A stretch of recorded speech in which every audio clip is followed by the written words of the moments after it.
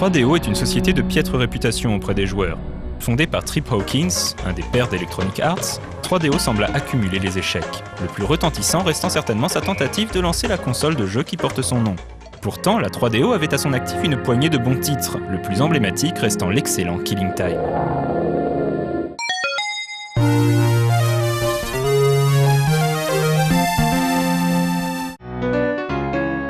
L'histoire de Killing Time commence en 1932, la nuit du solstice d'été, alors que la fête bat son plein dans le manoir Conway. La maîtresse des lieux, Tess Conway, est une riche héritière fantasque aux fréquentations douteuses et aux loisirs peu ordinaires. On l'a dit passionnée d'archéologie et obsédée par la vie éternelle. Cette nuit-là, quelque chose de terrible se produit, et Tess et ses invités disparaissent sans laisser de traces. Des années plus tard, le joueur arrive sur place pour tirer l'affaire au clair. Il ne tarde pas à remarquer que sa montre s'est arrêtée.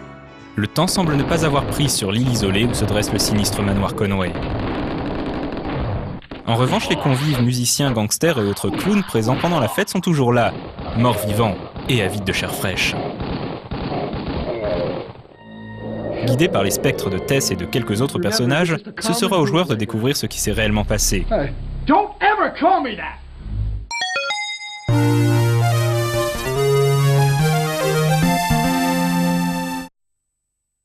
Si on regarde rapidement Killing Time, au titre particulièrement bien trouvé, on pourrait croire avoir affaire à un banal FPS. Tout au plus, on remarquera l'originalité de ses graphismes, qui utilisent des acteurs filmés en guise de sprites. Seulement, Killing Time n'est pas un simple jeu de tir. Tout dans son gameplay et son atmosphère le range dans la catégorie des survival horror. Il n'y a pas de niveau dans Killing Time. Le joueur est laissé libre d'explorer la vaste île Matinicus à sa guise, avec son phare, ses bois, son mausolée et bien sûr le manoir Conway lui-même.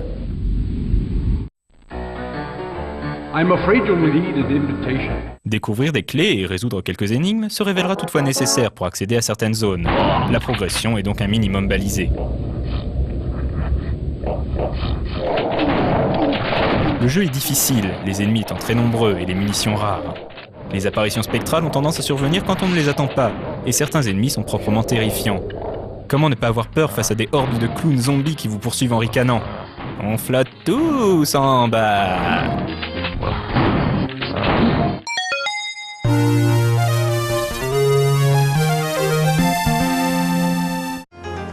Passé relativement inaperçu, Killing Time ne fut pas la killer app tant espérée, et ne parvint donc pas à lui seul à empêcher le naufrage de la 3DO.